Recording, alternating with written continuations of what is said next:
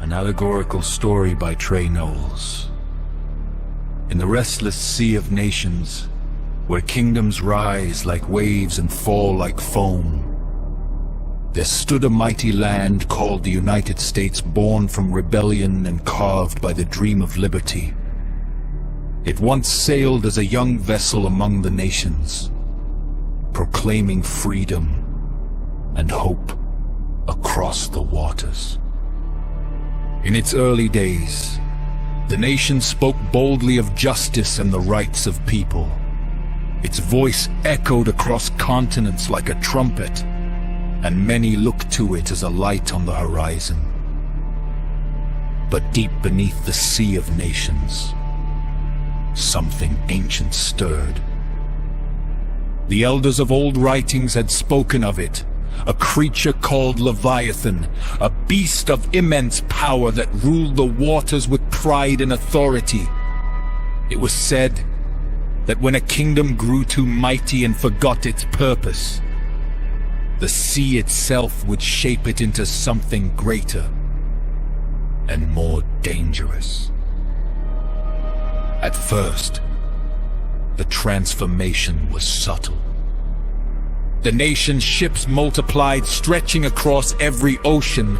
Its armies stood in distant lands, its banners waving in places far from its own shores.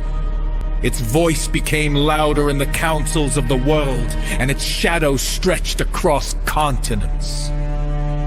The nations whispered among themselves, "Behold," they said, "the rising power in the sea."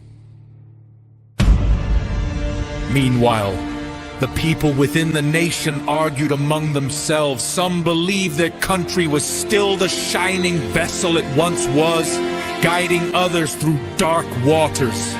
Others feared it was becoming something else, something larger, heavier, and more difficult to control.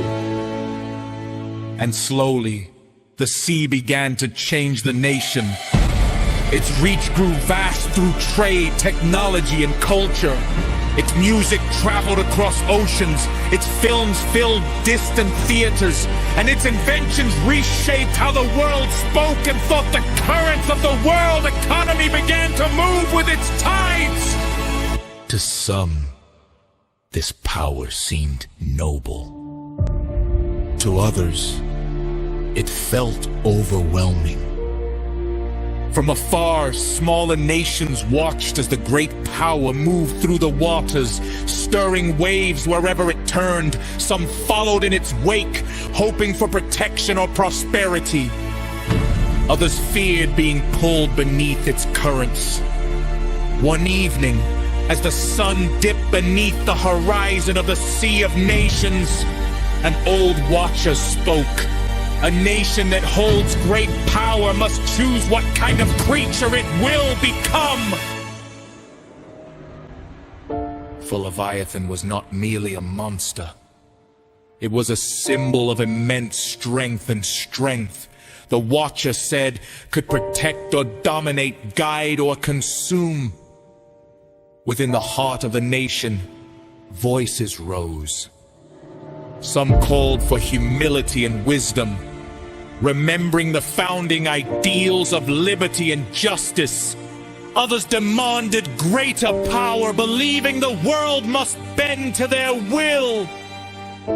The sea listened, and in the shifting waters of history, the nation stood at a crossroads between the ship it once was and the Leviathan it might become. For every great power faces the same question. Will it rule the sea with wisdom, or will it become the very beast the old stories warned about?